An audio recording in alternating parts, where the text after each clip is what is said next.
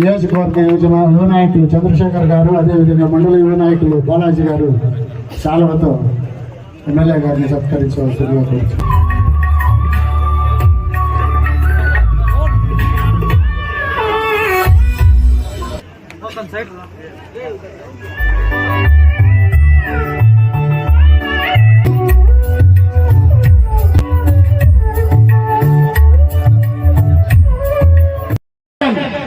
వేదిక పైన ఉన్న పెద్దలు, మన ఎమ్మెల్యే వెంకయ్యకి, సర్పంచులకి, పెద్దలు మన శాసనసభ్యుల గారికి నమస్కారాలు తెలియజేసుకుంటూ, ఈ రోజు పంచాయతీల నుంచి వచ్చినటువంటి యువకులకు అందరికీ కూడా శిరసు వచ్చి నమస్కరిస్తా ఉన్నా. ఈ రోజు మీరందరూ కూడా ఒకటే గుర్తు పెట్టుకోవాలా,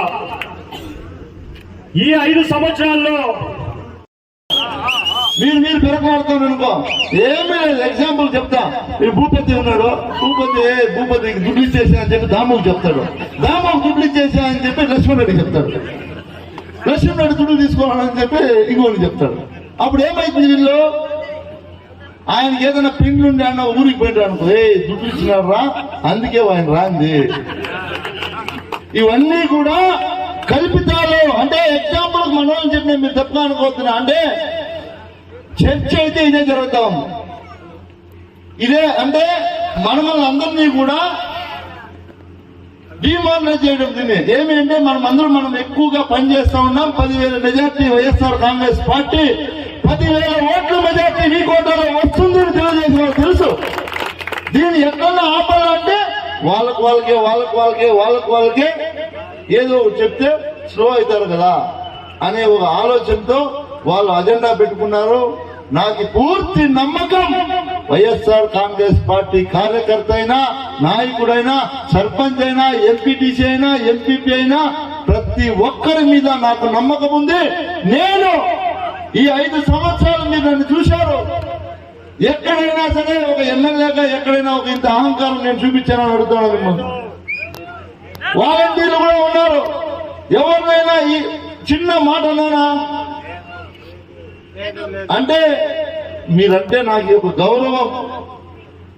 ఏమీ తెలియనప్పుడే మీరు అందరూ నన్ను ఆదరించి ఎమ్మెల్యేని చేశారు. అలాంటిది మీరు నాకు ఎందుకు మోసం చేస్తారు? నన్ను ఎవరు మోసం చేయలేదనే నా నమ్మకం అని కూడా మళ్ళీ నేను చెప్తా ఉన్నా. ఇట్లాంటి యువత ముఖ్యంగా 5 రోజులు మీరెవరు కూడా నిద్రపోవడానికి లేదు. మనమందరం కలిసికట్టుగా ఈ ఎన్నికలు వాళ్ళు అన్ని జెండాలు మోస్తా ఉన్నారు. ఒకే ఒక్క జెండా మనం మోస్తా ఉన్నాం. గుర్తుపెట్టుకోండి, జగనన్న జెండా మనందరి జెండా. ఒక్కటే ఒకటి గుర్తుపెట్టుకోండి, ఈ 5 రోజులు మీరు ఎంత కష్టపడితే రాబోయే 5 సంవత్సరాలు మనం అంత సంతోషంగా ఉండొచ్చు. మళ్ళీ చెప్తా ఉన్నా, ప్రతి ఇంట్లోనే పోయి 5 నిమిషాలు కూర్చొని వాళ్ళు జగన్మోహన్ రెడ్డి గారు చేసినవి, ఇప్పుడు చెప్పినవి ఖచ్చితంగా చేస్తాడు అని వాళ్ళ మనసుని నొప్పించకుండా ఒప్పించి ఓట్లేపించే బాధ్యత మీ భుజాల మీద పెడతా ఉన్నారని కూడా తెలియజేసుకుంటూ, అందరికీ కూడా పేరున ధన్యవాదాలు తెలియజేస్తూ, నేను ఇప్పటికీ ఆలస్యమైంది, నేను పంజానికి వెళ్తున్నా.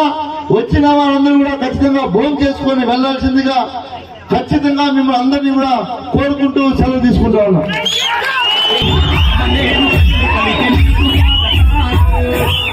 అందరికీ భోజనం